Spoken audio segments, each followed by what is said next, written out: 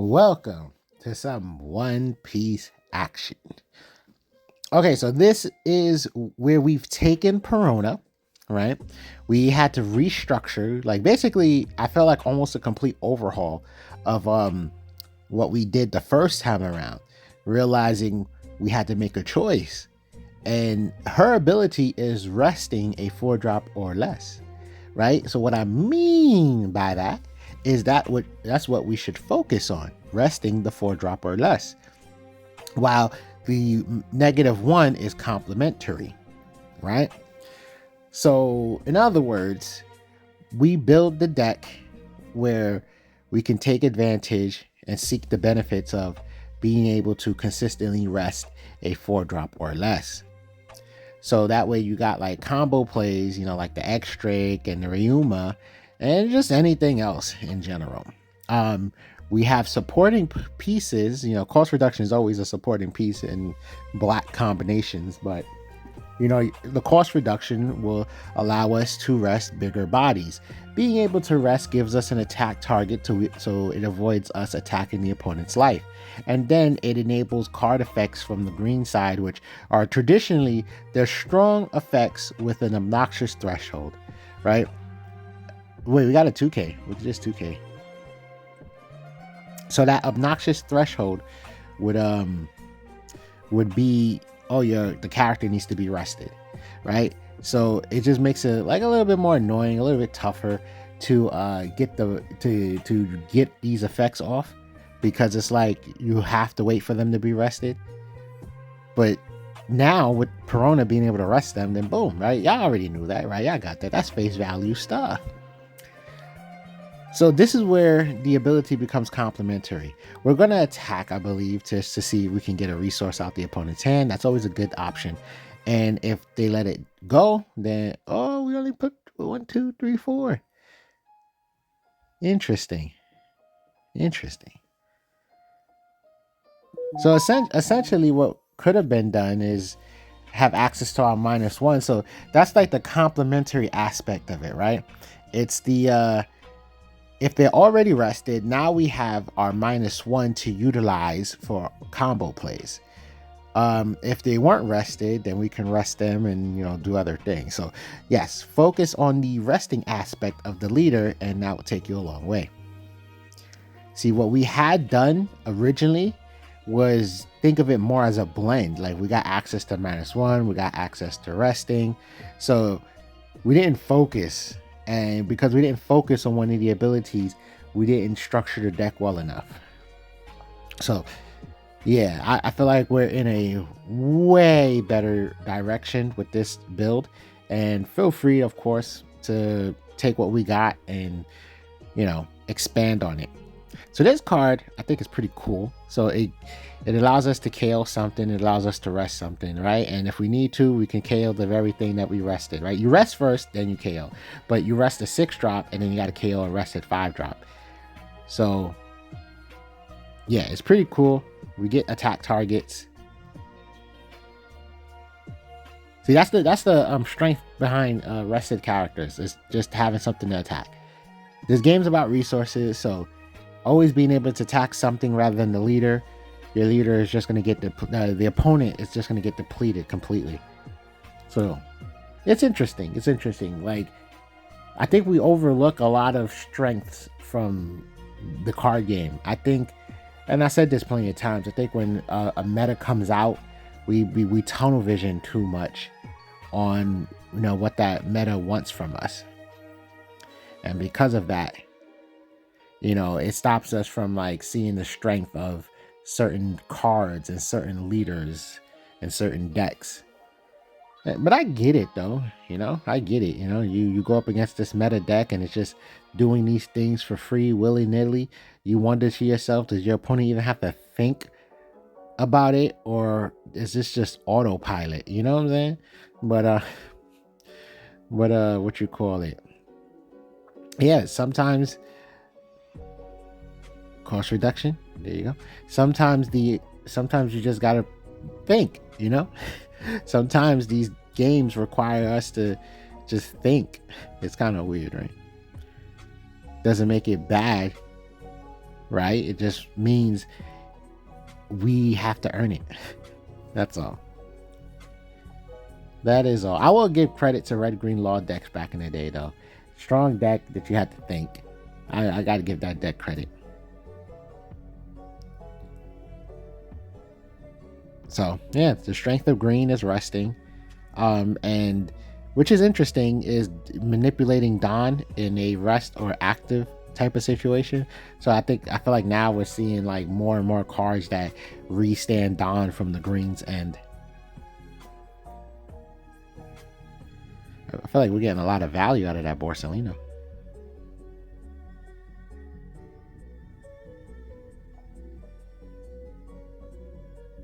Cost reduction. Get the rest. Now we have either an attack target or, well, wait, I would use one of the, there you go, the smaller characters just to get that off the board, and then you can do whatever else you want to do.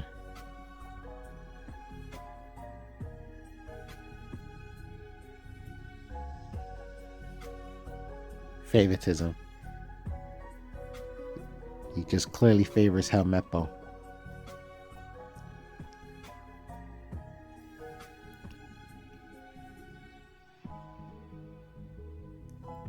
Yeah, there's not much they could. Oh, okay.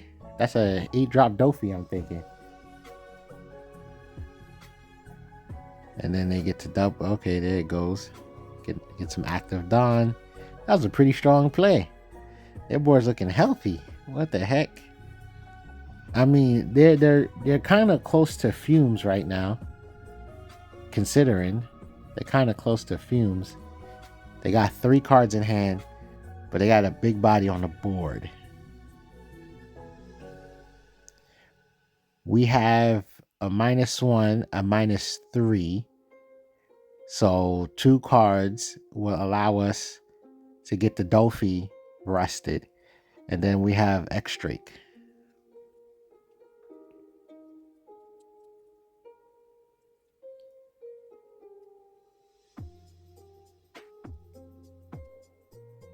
Bang. There it goes.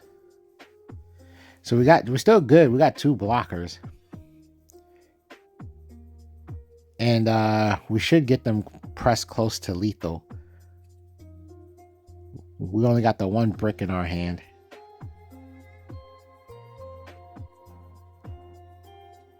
So in other words, however they're choosing to counterattack on the next turn, they got to be careful because we still got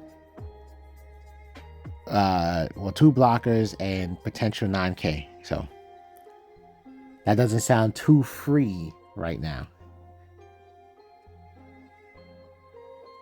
See, now we just use a blocker. That's crazy. No, you have to worry about rush. Okay, I would have used Garp first because of Borsalino's ability to not be KO'd. Oh, and that's it. I think we got lethal here.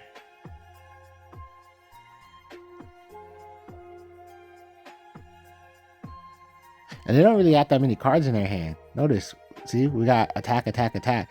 So yeah, we could do that, play a blocker, and still have like the 9k potentially up to stop them from like rush play. I mean, unless it's a what's that guy called? Goldie Roger. There you go. It's funny. Could it be a 10-drop Luffy too? No, 10-drop Luffy's effect, you still get to technically block.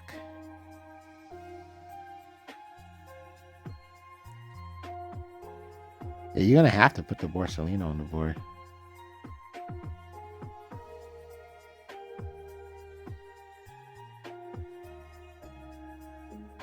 But no, yeah, that's the healthy strength of green. You know, I think we don't really utilize that overall.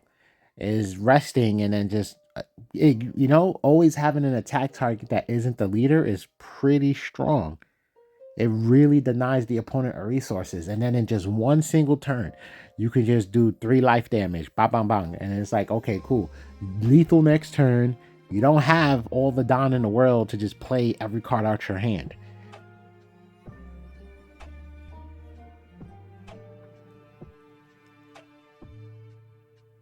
But yeah, Virgo, you already know, KOs the rested characters with his effect. That girl that's in the trash right there, don't know her name, but she attacks. If she KOs something in battle, she activates herself, essentially allowing you to attack again. Those are two characters that we have for our early game curve that can actually benefit off of our leader ability. Oh, misplay. I mean, hey, do they allow you to pick Borsalino and then just whiff like that? Yup, that's what it looks like.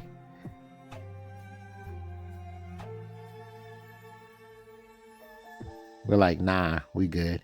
And with no targets on the board, yeah, I can understand chucking Virgo. It does suck. They kind of depleted their hand size so fast. Ooh, smart. Just get pressure out there. We got 3 life. Do we want to attack with our blocker? Oh, are we gonna put TCG on the board and then have a... That would be fun. I would like to see that. TCG on the board and literally just, yup. There we go. Now you have that -2 threat on the board. Or 1 down 5k swing, which is kind of hilarious. That would catch somebody off guard. Anyway, back on track. Oh, that's a obnoxious swing. Yeah, just let that go.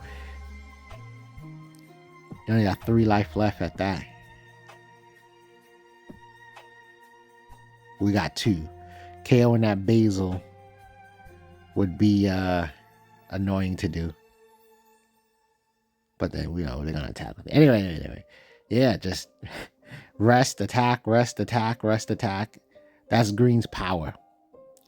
And not too long ago, I've been playing some blue decks, definitely off meta, and I'm like, man, okay, bouncing is good. It works. It's just, of course, if you are in that situation where the target is not worth bouncing, then it sucks. Like 7-drop Big Mom, oh my god, toxic in the context of you never want to bounce it. It doesn't matter. You could think, oh, I'm gonna bounce it so I don't get swung on, and then I'm gonna just be able to just swarm pressured.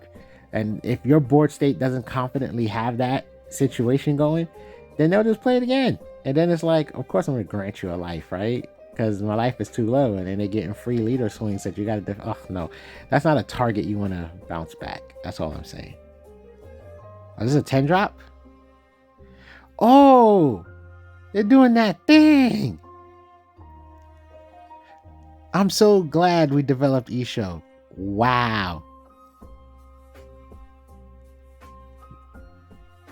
Be careful. You got the Dawn thingy on. You got Dawn on. There it goes. That's 5 already.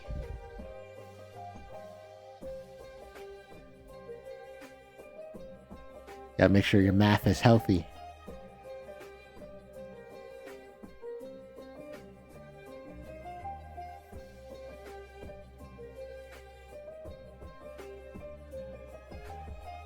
Yeah, they're not stopping that.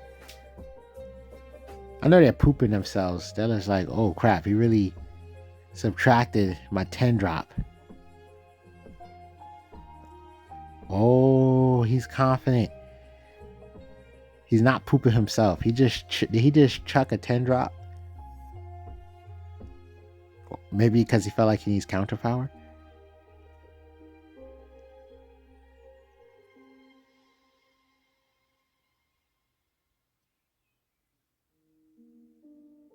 Yep, and now you don't have you know what I would have loved to see? No, this was better. I get it now. Okay. We did the toy soldier because he KOs himself. But if we would have did like, let's say TCG or no, if we would have did TCG, then it stays on the board. And Suru probably would have saved us Dawn. 5, 6, 7. Yeah. That's interesting. We didn't need, we could have did Suru because Toy Soldier is a -3, right? That would have been more efficient economically. we would have one more active Don. Yeah, okay, cool. And then, okay, well, hopefully my math made sense instead of me just jabbering.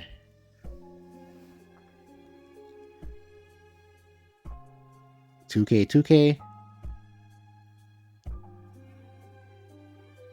Oh, you know what I realized? Even if they did play another 10 drop, not like it was gonna matter. We're winning this turn right now. That's a sad story, is it not? Is it not a sad story? Just remember, you just rushed your blocker. I ain't gonna lie, this Robin deck with the 10 drop play, it is very scary. But I was thinking of making a version of that. Like, I was like, can I expand on this? And I already have it clocked in my brain. I ain't gonna lie. One of my goals is to make a 10 drop Kaido Lin deck for every purple leader. Like, no lie. For like half of them, I technically got a build set up already. You know? But I think the biggest thing is consistency. So you gotta hope that these decks have like, you know, the tools already built in for consistency. Some decks do, right? And some decks don't. But that Robin deck can be more consistent. And for some reason, people aren't playing certain cards to help the deck be more consistent. I don't know why. So you might see that in the video. Yasop. I think that's a red staple. That's gonna be a 2K, 1K, right?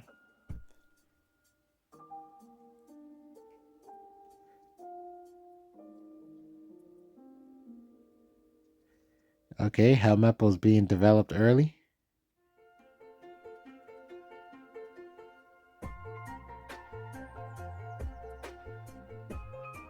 That's great that our math was there. I hope we swinging with that Helmeppo in the future.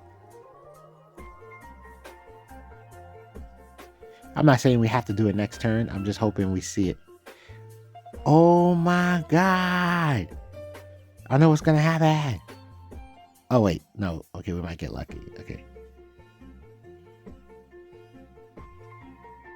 Because then if he bounces, right, uses the leader ability, does the KO. Yeah, we can see. I thought he KOs a 4K, right? So what was the point in playing 2?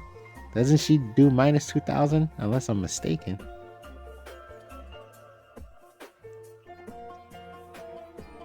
Yeah, I love Isho.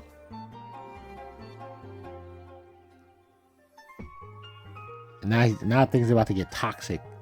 There's AoE minus 3.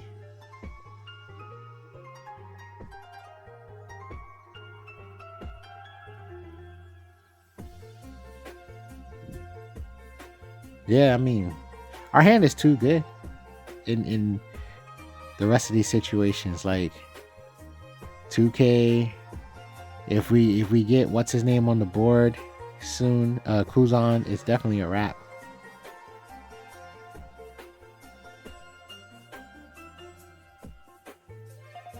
And see, now we could just essentially have Isho attack.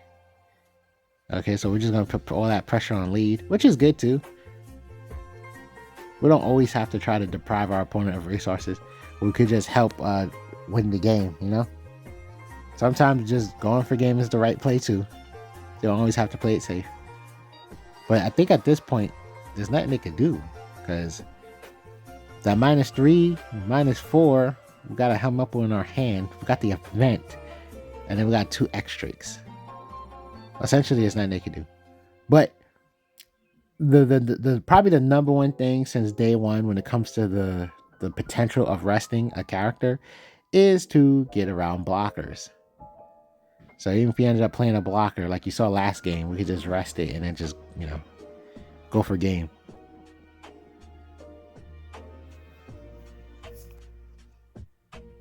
Yeah.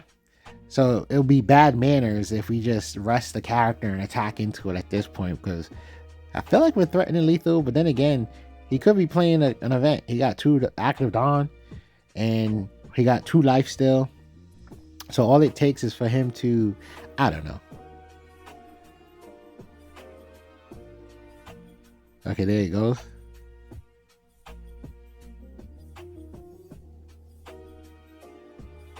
Interesting.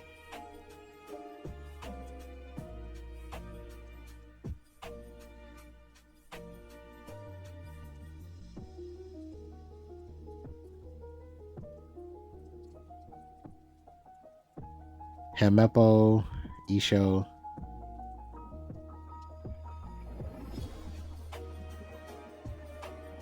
Yep, that's GG. Hope y'all like the bill. It looked pretty strong, right? And I'm sure somebody could definitely elevate it. You know, there's so many minds in the One Piece community. I'm sure somebody can elevate this bill. But there you go. A G.